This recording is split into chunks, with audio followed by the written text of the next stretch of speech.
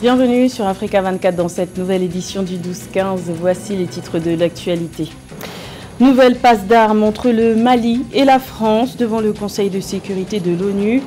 Le Mali accuse la France de tentatives de déstabilisation avec preuve à l'appui, mais sans les dévoiler. Des allégations rejetées en bloc par la France. De nombreux quartiers de la capitale tchadienne N'Djamena sont sous l'eau depuis plusieurs jours. Ces inondations créent l'angoisse des populations riveraines, mais aussi des éleveurs nomades qui s'inquiètent pour leur cheptel. Et en Égypte, une réponse est apportée pour faire face à la rareté de l'eau et aux faibles surfaces agricoles. Il s'agit de l'hydroponie, une solution agricole intelligente qui permet de cultiver des fruits et des légumes sans terre, simplement dans le réfrigérateur d'une épicerie. Mais tout d'abord, le procès historique du 28 septembre 2009 se poursuit en Guinée. La journée de ce mercredi 19 octobre a été marquée par la première comparution de Aboubacar Sidiki Diakité, l'ex-aide de camp du capitaine Moussa Dadis Camara, qui était à cette époque président de la junte au pouvoir. Aboubacar Sidiki Diakité, aussi connu sous le nom de Toumba, s'est engagé à dire toute la vérité. Il est longuement revenu sur les événements qui ont précédé la prise de pouvoir par le Conseil national pour la démocratie et le développement, avec à sa tête le capitaine Moussa Dadis Camara en décembre 2008. Aboubacar Sidiki Diakité a demandé à Moussa Dadis Camara d'assumer ses responsabilités et de demander pardon au peuple guinéen. Également dans l'actualité, c'est ce vendredi 21 octobre que le capitaine Ibrahim Traoré va prêter serment en tant que président de la transition du Burkina Faso. Il deviendra ainsi, à 34 ans, le second plus jeune président à prendre les rênes du Burkina Faso, pays qui est le théâtre de fréquentes attaques djihadistes depuis 2015. Pour rappel, le capitaine Ibrahim Traoré, qui a renversé le 30 septembre dernier le lieutenant-colonel Paul-Henri Sandaogo Damiba, a été désigné à l'unanimité le 15 octobre dernier par des assises nationales. Il a désormais la charge de conduire le pays vers une plus grande stabilité politique et sécuritaire jusqu'à la fin de la transition prévue en juillet 2024. Le torchon brûle entre le Mali et la France. Le Mali a une nouvelle fois accusé la France de tentative de déstabilisation et de violation de son espace aérien devant le Conseil de sécurité de l'ONU le 18 octobre. Des allégations que la France rejette. Les autorités maliennes souhaitent un arbitrage de l'ONU. Les explications de Roberto Bogbe. Dans la salle du Conseil de sécurité de l'Organisation des Nations Unies, une mise en garde du Mali à l'encontre de la France. Abdoulaye Diop, le ministre des Affaires étrangères, accuse la France d'agression grave et d'espionnage. Le membre du gouvernement de transition critique également le silence des Nations Unies face aux manifestations successives des Maliens appelant à la fin des activités de la France dans ce pays d'Afrique de l'Ouest. Le gouvernement renouvelle sa demande d'avoir une réunion spécifique du Conseil de sécurité, qui lui donnera l'occasion de présenter des preuves concrètes des actes de duplicité, d'espionnage et de déstabilisation de la France à l'encontre du Mali, y compris le partage de renseignements et le largage de matériel au profit d'organisations criminelles qui sont à l'origine de l'insécurité et des violences contre les populations civiles. Les tentatives de déstabilisation et les violations répétées de l'espace aérien du Mali par les forces françaises, telles que le formule le ministre des Affaires étrangères, font suite à des précédents déjà condamnés plus tôt par Abdoulaye Maïga, le premier ministre par intérim du Mali, lors du débat général de la 77e session de l'Assemblée générale des Nations unies. L'ambassadeur français, Nicolas de Rivière, s'indigne et demande des preuves. Je regrette profondément les accusations graves et infondées portée contre la France de manière répétée par les autorités de transition maliennes. Je rappelle que la France s'est engagée pendant 9 ans aux côtés du Mali, à la demande de ce pays, pour combattre les groupes armés terroristes et que 59 soldats français ont payé le prix de leur vie dans ce combat. Les autorités du Mali ont renouvelé leur demande d'une réunion spécifique du Conseil de sécurité de l'ONU pour présenter des preuves concrètes de l'implication de la France dans ce qu'ils considèrent comme des actes de fragilisation et de déstabilisation du pays qui traverse une phase de transition. Et toujours au Mali, c'est un changement profond qui est en passe d'être opéré. Le projet de loi sur la militarisation de la police doit être examiné ce jeudi 20 octobre par le Conseil national de transition.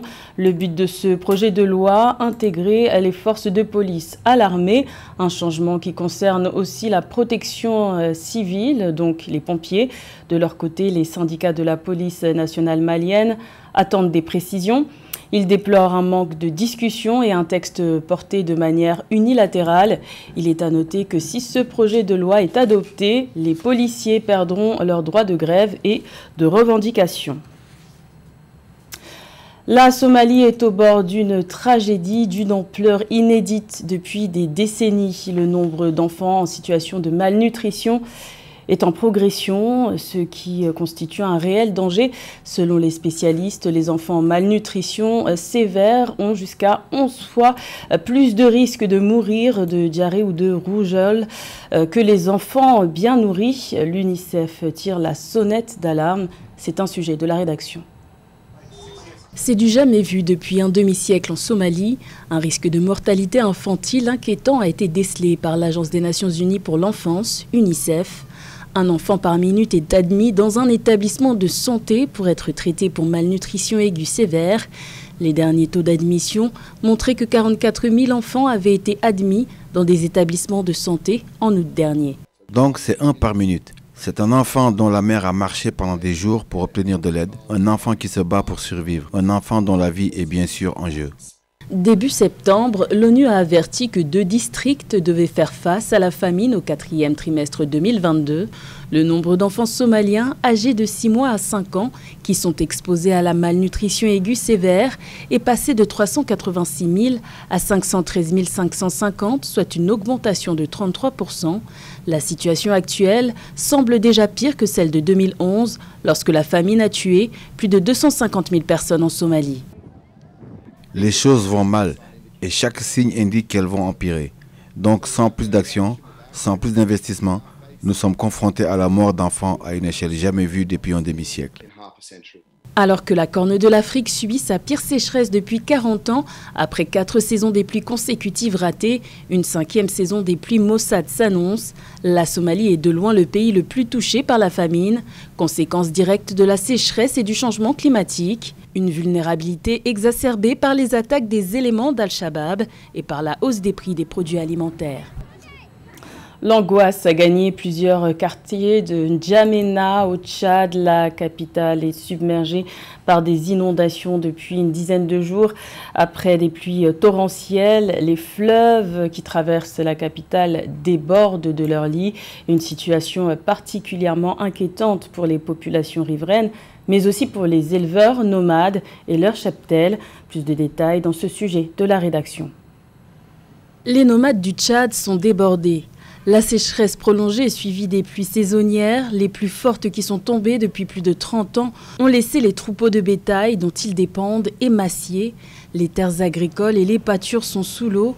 Dans ces conditions, impossible d'assurer la production, pourtant source de subsistance. Comme vous venez de le voir, j'ai essayé de traire 6 vaches, mais je n'ai pas réussi à obtenir ne serait-ce qu'1 litre de lait. Elles sont stressées, malades et mal nourries à cause de la sécheresse et des inondations. Les troupeaux ont parcouru plus de 2000 km en quelques jours pour échapper à l'humidité des crues et il est difficile pour les vaches de produire du lait pour nous dans ces conditions. L'élevage nomade et transhumant au Tchad assure la subsistance de 32% de la population rurale et gère au moins 75% du cheptel ruminant. Au vu de la situation, c'est désormais près d'un tiers de la population tchadienne qui pourrait avoir besoin d'une aide alimentaire. Maintenant, on a une situation qui commence avec des fortes pluies cette année qui entraîne plutôt des destructions de la production qui a été amorcée cette année. On s'attend également à ce que ça crée une situation d'insécurité alimentaire à nouveau. Alerte, les autorités tchadiennes de transition avaient décrété dès juin dernier l'urgence alimentaire et nutritionnelle en appelant à l'assistance humanitaire. Des solutions agricoles intelligentes, c'est l'une des pistes avancées par une entreprise égyptienne pour répondre aux nombreux défis agricoles auxquels l'Égypte est confrontée. Les surfaces agricoles ne s'étendent que sur 4% du territoire et la rareté de l'eau entrave le bon développement de l'agriculture. La solution pourrait donc se trouver du côté de l'hydroponie, la culture de fruits et légumes sans terre. Les explications dans ce sujet de la rédaction. Peu gourmande en eau, l'hydroponie est une culture alternative appréciée en Égypte et pour cause, la rareté de l'eau est l'un des principaux défis climatiques auxquels est confronté le pays des pharaons. Cette solution agricole intelligente permet de faire pousser des fruits et des légumes sans terre et ce à l'aide d'un réfrigérateur hydroponique tout fraîchement installé dans une épicerie du Caire. C'est de l'agriculture hydroponique où il n'y a pas de culture du sol. Donc vous ne l'utilisez pas de terre dans ce réfrigérateur, tout se passe dans l'eau, les engrais et les nutriments dont la plante a besoin sont à l'intérieur de l'eau en cycle fermé, ce qui signifie qu'il y a des réservoirs au fond du réfrigérateur qui pompent l'eau pour nourrir toutes les plantes du réfrigérateur. Lorsque le client prend une des plantes, elle est remplacée par une autre. Une alternative aussi écologique qu'économique, selon les initiateurs de ce projet. Si nous parlons du problème de l'eau, l'agriculture en général dans le monde utilise environ 75% des réserves d'eau douce. Nous économisons donc jusqu'à 90% de l'eau utilisée pour l'irrigation. Deuxièmement, les déchets. Environ 50% des légumes du supermarché sont gaspillés parce que personne ne les achète. Mais dans ce système, les légumes sont plantés jusqu'à ce que quelqu'un les achète, donc pas de gâchis. Enfin, nous aidons à réduire la pollution qui se produit lors du transport des légumes des fermes au supermarché, puisque nous cultivons au même endroit où les légumes sont consommés ou vendus. La guerre en Europe de l'Est, qui a débuté en mars dernier, a fait planer le spectre d'une crise alimentaire sur l'Égypte, pays qui importe près de 60% de ses besoins en nourriture. Ce type d'agriculture alimentée par la technologie pourrait donc aider à lutter contre l'insécurité alimentaire, mais également à faire face au changement climatique.